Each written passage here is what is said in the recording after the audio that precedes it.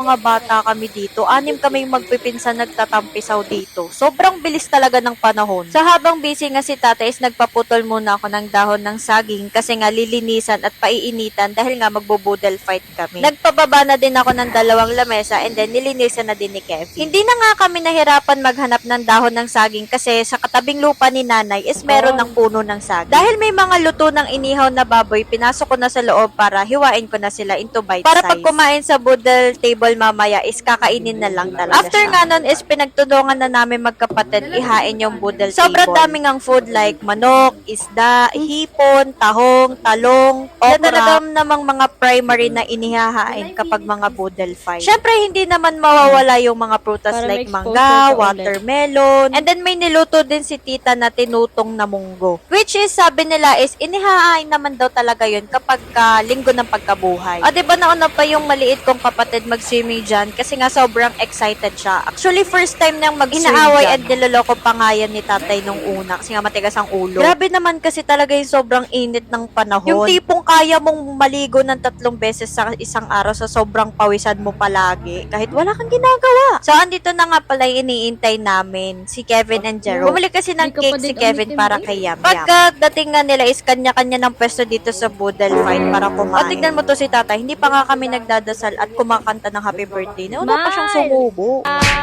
Happy birthday, Ate Da! Happy birthday, happy birthday, happy birthday, Ate Da! Go, go, go, you blow! Ate daw may birthday, oo. I-blow na. Yay!